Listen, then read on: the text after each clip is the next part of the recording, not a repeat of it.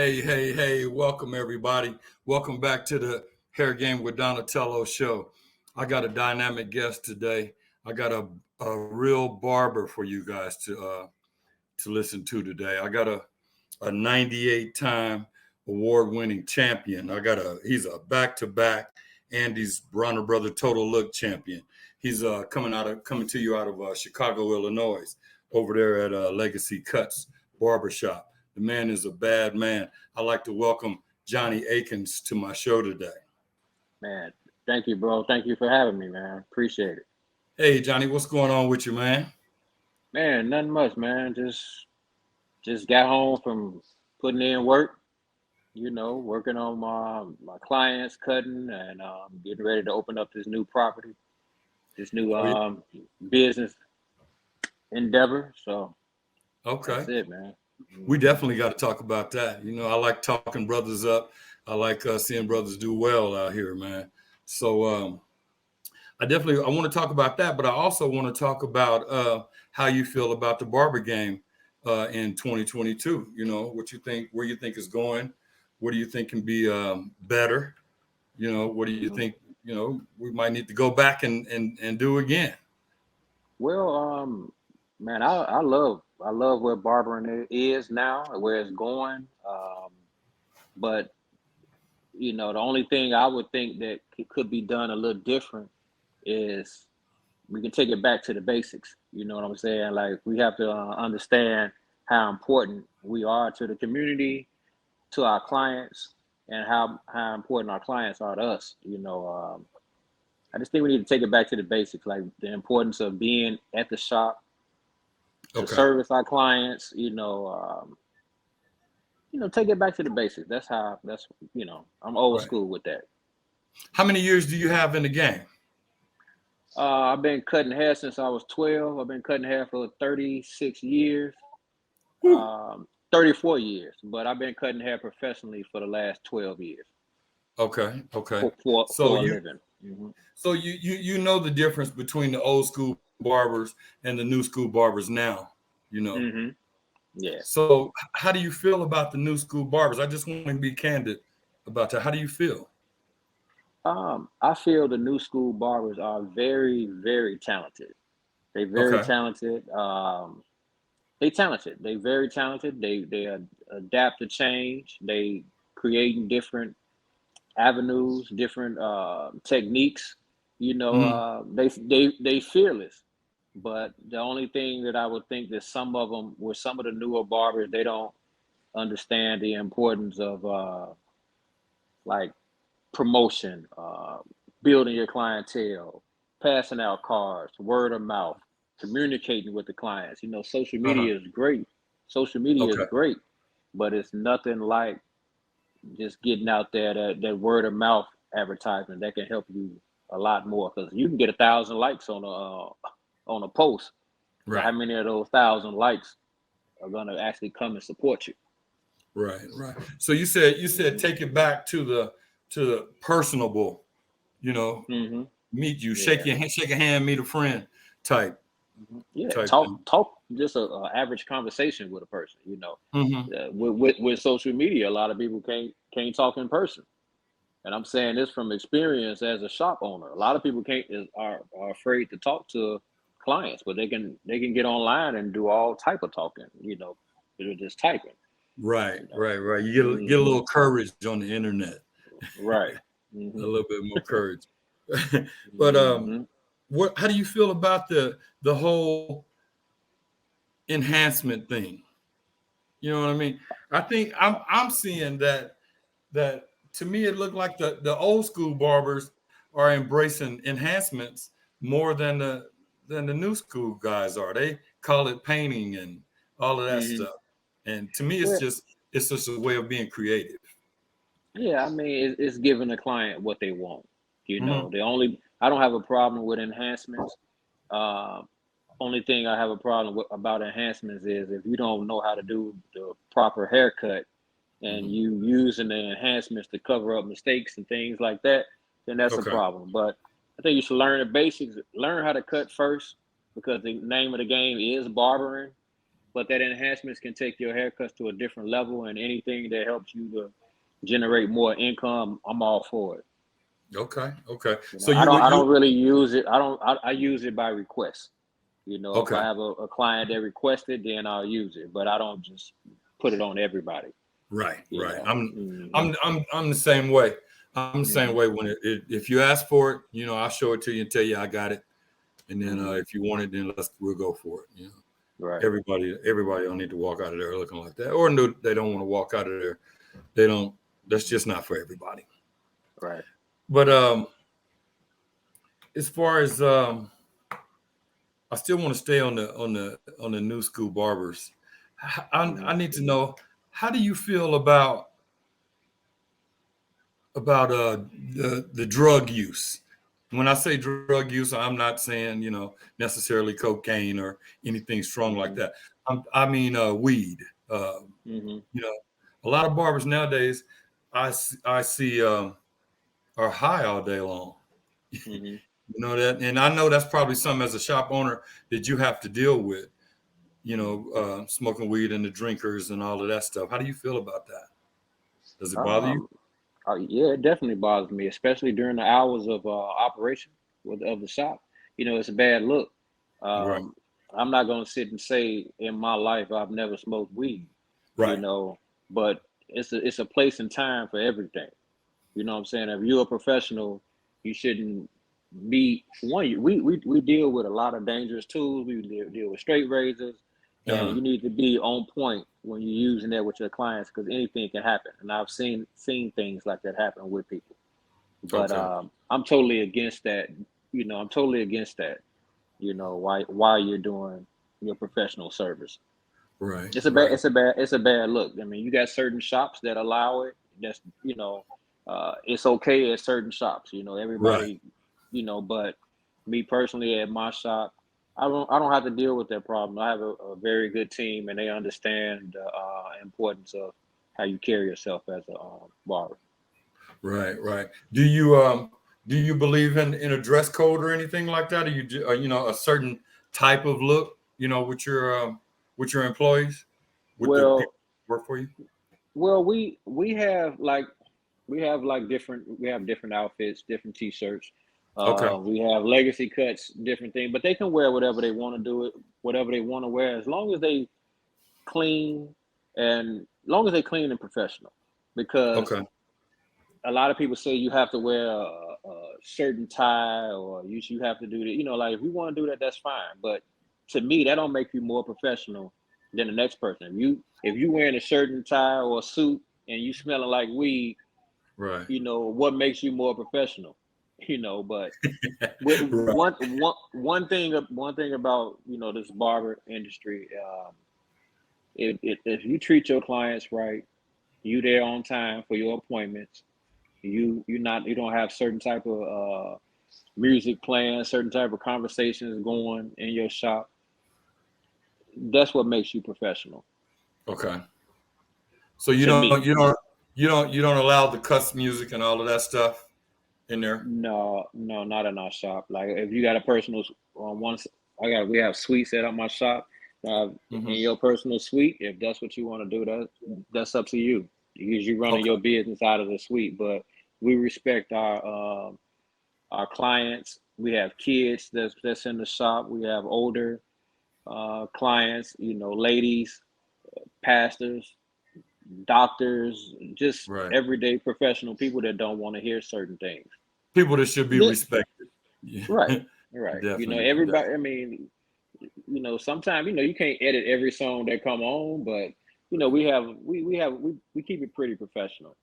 Do you? Okay. Are you working on a product line or anything like that?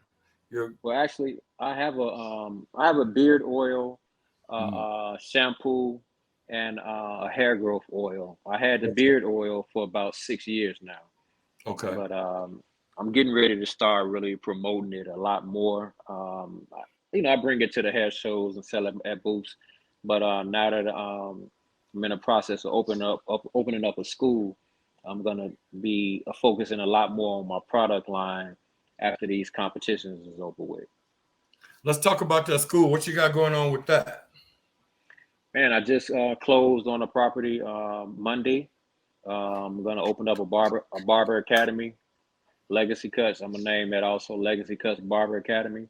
Okay. Um, as a shop owner, I've taught a lot of barbers once they got out of school. Showed them different things, and I just said to myself, when I stop competing in the competitions, I want to do something to really help give back, and I think that's the best way to help up and coming barbers learn how to build a clientele, how to be successful, how to make a decent living, and that's what I want to do. To Okay. make sure that I pass certain things on to different barbers. Well, that's cool. That's cool. So, hey, Johnny, do me a favor. Hmm. Tilt your camera up a little bit for me. Yeah, there you go. There you go. So, Okay. tell me this, man. What got you into this industry? Man, what got me into this industry? You're not gonna believe this, but like I said, I was a mail carrier Okay. for 13 years. When I was 33, my niece was telling one of her friends her uncle, my uncle used to could do designs, but he old now. I was Right. like I said, I was 33 years old. So I just to prove a point to her, I had her bring her friend over the next day, and I cut her hair. Okay. So when I posted it on MySpace, I got a lot of feedback. So it Did had you? me thinking. It had me thinking like, man, I can cut hair instead of doing overtime at work. I can just cut hair when I get off. To Mm, make the extra money. And then for like 3 months, man, I just really enjoyed it. My clientele was growing and growing. A lot of people that I used to cut when I was younger started to come back. mm. So I basically that's how I got in. I enjoyed cutting hair so much that I couldn't wait to get off work so that I can cut. And Okay. then once my clientele got to a certain um, level of what I wanted to do, I went to a barber school just to check it out. And I had signed up for barber school two other times before that, but with my work schedule, I could never finish. But Right. I ended up finding a school that worked around my schedule, Mm. and everything worked out. I hurt my leg at work, and then I was off, so I was able to finish school in like 8 months. And man, when I graduated from barber school, that was the day I resigned from the post office. Did you really? Yep. Hmm. So it was meant to be then. Would you say that? Yeah, yeah, it was meant to be. It took a long time, but I'm glad that it happened the way that it did because those 13 years working for the post office helped me to learn the importance of being at work on time. Okay. Helped me to um, budget my finances and things like that. Learn how to deal with people. So it Right. really helped me. It really helped me, and it trained me a lot. That's dope. That's dope to hear, man. Hmm. So so let's go to the competition part. This is what I'm Okay. really interested in when it comes to you. Because I've been a fan of yours for a while. I've been watching you for a Hmm. while, and I actually watch your lives and watch you perform and stuff like Hmm. that. And what made you want to get into that competition part of barbering? Well, the when I was in barber school, a representative from Wall had came by. They was letting us know about their competition, and he gave me a flyer. So on Okay. the flyer, it had three guys on there, like holding a trophy. So I asked the owner of the school. I said, "How do you get on this flyer?" He said, "You got to win the competition." Okay. So that's the reason why I wanted to win that competition to get on the flyer, Okay. and that's the only reason why I got in the competition to try to get on that flyer. I Really? end up I ended up winning the competition, and then they stopped putting the winners on the flyer. They started putting like the judges and who was judging the categories and things like that. So Wow. I never got on that flyer as a winner, but I did get on that flyer as a judge. Like maybe 5 years later, I ended up judging Did the you? competition. So yeah, that's the only reason why I got in the barber competitions, just to get on that And now flyer. you And and now you once I did go it, ahead. I got addicted to it. I started having fun. It was It was challenging. It made me push myself to be better than I did, do better than what I did the last time. Uh-huh. You get to meet a lot of people, all type of opportunities. So I enjoyed it. I really enjoyed it. Right. That's cool. So what's your favorite out of all the competitions, that's available on that sheet of paper or whatever on when you sign up online? hmm What's your favorite category to enter? Um, my favorite category is anything that's like creative Okay. type, like creative cuts, old school haircuts, and designs. Those are my favorite. And Okay. fastest barber, fastest fade. Those are my favorite categories. Hey, Tag team. what is for people that might not know, what is fastest fade? What does that consist of? Well, it's a little different now. Now they do it. It's like it's it's called fastest fade. Every show is different, but a Okay. lot of the shows now you get 15 minutes to do a ball fade. Okay. And whoever do the cleanest ball fade in 15 minutes is the winner. Okay. So it's not necessarily the speed of it. Who can do it in 4 minutes or 5 minutes, nothing like that. Well, certain shows you get bonus points when you Okay. if you finish first, you get bonus points. But you can finish first and don't have the cleanest cut. You'll get the bonus points, but then you'll get lower points on the cleanliness of the haircut. Oh, So really? if you can be the fastest and do a clean cut, that'll help your chances of winning. It depends on whose competition it is. Like the So one you that pick up my you pick up you pick up more points like that, yeah, fast and clean at the same time. right. It's So it's is kind of that hard to it's kind of hard to lose it if you have a very clean cut and you finish first. okay? All right. hmm That's cool. Um, what about the hmm design categories? How hard hmm is that to win? Because I see some guys in there. I've actually seen some cuts that I'm like, that's got to be the winner right there. With hmm somebody else a win. Is that what where does that come from? And I'm not saying that, there's some cheating going on. I'm not saying that at all. hmm I'm saying what is that because of what the judges are looking for? Being that you've been a judge before, you hmm most likely know this question. Okay. Where does So, that come from? well, honestly, it depends on what the show host has on his judge's sheet, his or her Okay. judge's sheet. Now, if they have something like cleanliness and precision and degree of difficulty, if you cover all those bases, it can help Uh-huh. your chance. It can help your chances. Then you Okay. have some judges that it can be like I've seen a person do a whole they model's whole head design the whole head, Okay. and it's more difficult. And then someone to do like maybe the basic design that you might do every day in the shop, something One of very those. simple, Yeah.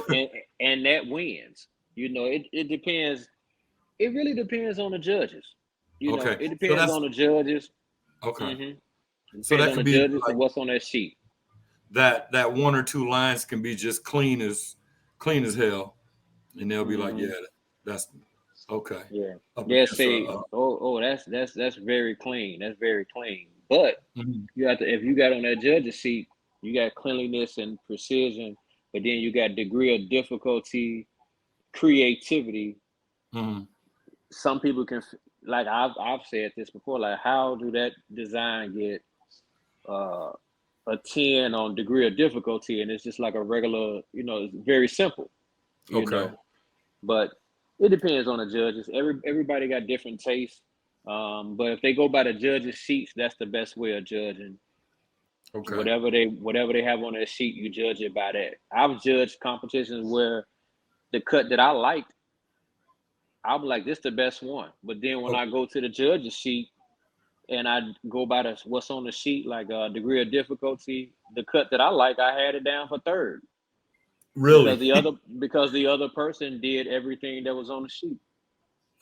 So Ah. when you judging, you got to judge by that sheet, not by what you like. Okay. Okay. You So know, that by that takes so you just killed the whole a whole situation right there with people saying, "Oh, they cheating." Mm-hmm. You know what I'm saying? Or the judges don't like me, or something like that, and it's not that at Mm-hmm. all. Well, It's and majority of the time it's not that. I'm not gonna sit here and say that it haven't been any cheating going on at some shows. You right, know, every now and then you might get one judge that that might cheat for someone else, but most of the time you got five judges judging the competition. right, So that's one of the reasons why you have multiple judges. okay, But it can happen. It can right. happen, but majority of the times the hair shows that I go to, Hmm. I don't really see it. I don't really see it. I don't really see too many people getting cheated. Um, I did a competition once where I was in five categories. I didn't place in none of them. Okay, It was one of the categories that I thought that I definitely should have placed in, but it happens. Then it's times that I've been in competitions with me and someone else might have the same type of haircut. And I'm okay, like, man, we did the exact same haircut. right. And that person, I mean, I might end up placing over that person. So it works, it balances itself Yeah, out. yeah. It balances itself out, That's but that's I'm cool. just, So yeah. let's talk about them trophies, man. You got a lot of them, bro. Hmm. I said when we set this interview up, I said I hope he's sitting in the trophy room. Yeah. I Yeah. hope he's Well, sitting in the trophy room. yeah, the time zone difference. Um, I had, I was good. That's where I was gonna do it at, but I had to Okay, get home. I had to get home. Yeah, that's cool. That's cool. yeah. Do you have a favorite out of the whole 98 that you won? Do you have one that you really felt like you had to put down some sweat and some tears? You know what I mean? Yeah, I have my favorite three. I have three that's actually mean about the same. My very first one in 2011 at the Wall National Cutting Competition. That was my first time Yeah, winning it. That meant a lot. yeah. Then the Bronner Brothers, the first time I won that one in Hmm. 2017. Okay. That was like that one meant a lot because I done it four other times before I finally won. I got second Oh, place my really? second. I got second place my second time that I did it. Then two more times I didn't place, and then on Okay. my fifth time I won it. And then that one meant a lot because that was the last show that I wanted to win that I hadn't won, and to get Okay. that one meant a lot. And Oh, the the third one was the second time that I won the Bronner Brothers because I had to sit out. I had to sit out for 3 years after you win, and I was just uh-huh. joking with Really? I was just joking with my motto that I used the first time. I said, "Man, them 3 years up. Let's go for the repeat." And I was just saying it as a joke, and he said, "Come on, let's do it." So we Shut just up. started preparing for it, and we did it, and I won it. So those were the three that meant the That's most. Hmm. that's dope. That's dope. That's dope. Um, do you have any competitions that you're thinking about entering here shortly or soon? Um, yeah, Can you say that? Can you say that? You want yeah, to keep that down on the low? no, like I said, I'm trying to get two more, and that's it. I'm done. And I, Are you going? yeah, I don't have a problem with saying it. Okay. I'm gonna do a tag team with a barber friend of mine, Floyd Greer. We're doing a tag team Okay. at Barber Nas, the BWA Expo, Okay. um, September the 25th, and then Okay. I'm doing a Crossroads in Indiana, Crossroads Barber and Beauty Battle in Indiana, October 9th.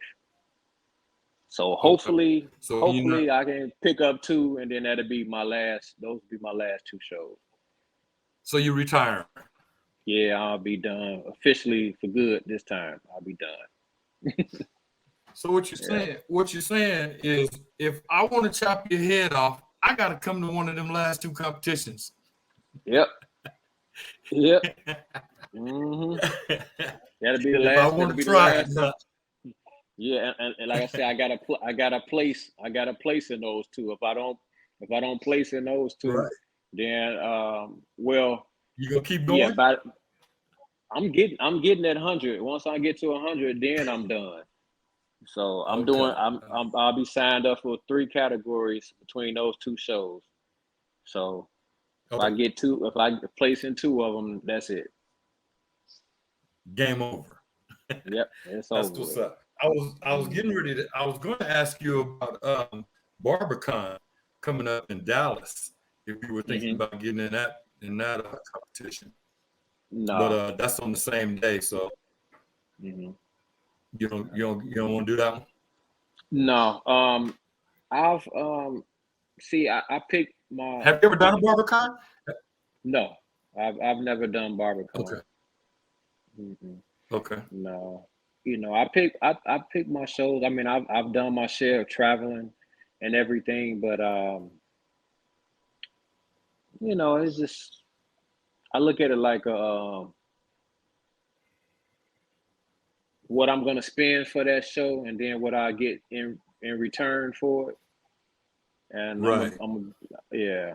So you know, I'm So at the point now. It's kind of hard when you got little kids you traveling with, you know, and then like going flying to different cities and all of that with COVID, all of that kind of stuff. So it's just like right now, I'm yeah. just if it's not if it's more than 5 hours away, I'm not doing it now. I'm pretty much on the traveling side. Okay. I'm kind of like tired, burnt out, Yeah, you've man. been doing this for. Right. Hmm. Not ready to get from behind that chair yet, though. You still gonna stay behind that Oh chair? no, no. Oh yeah, I'm going. I don't see myself. I mean, even though I'm opening a school and I'm going to be teaching, I'm still going to Hmm. cut. I'm still going to cut my clients. I Okay. just made up a schedule where hey, I might have to cut 7 days a week or a few hours each day, but I'm still going to do cutting, still cut because I really enjoy and I love cutting. Are you a seven I day a love week it. guy? No, I do four and a half 4.5 days a week.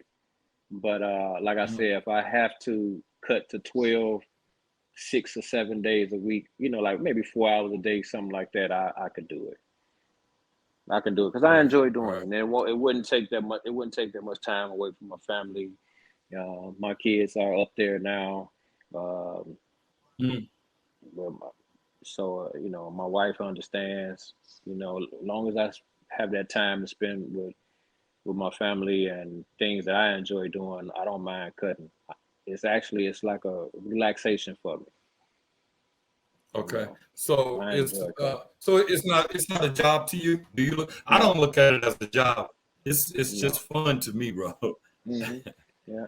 I get It's paid just to fun. do something I enjoy doing.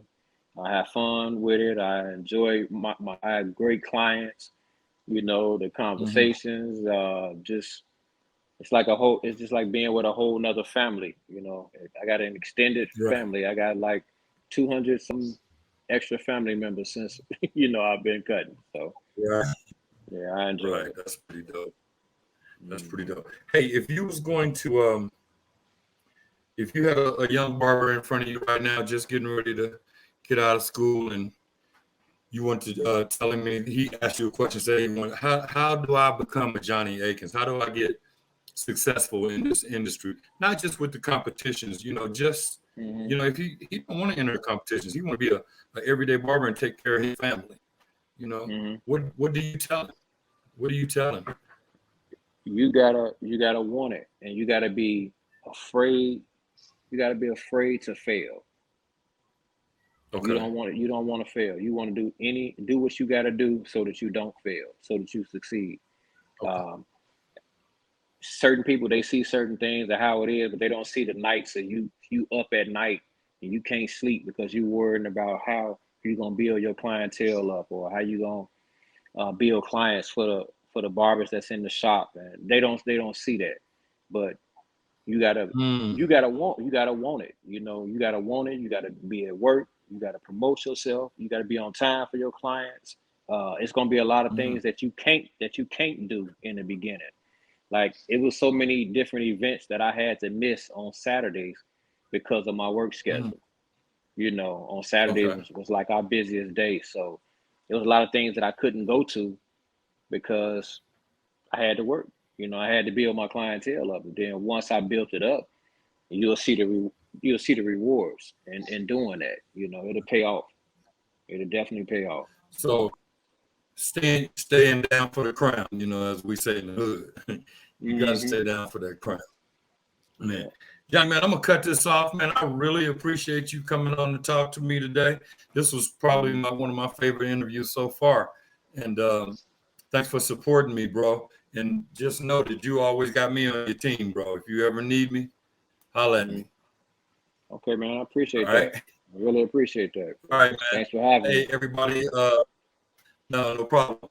Hey, everybody. Johnnie Akon's one of the best barbers in the country. I'm excited that he came on my show today. And like I say, Johnny, thank you, bro. I appreciate you. Man, I appreciate you. And this is Thanks for having me. Donatello. Donatello, we did it again. I'm out. Peace.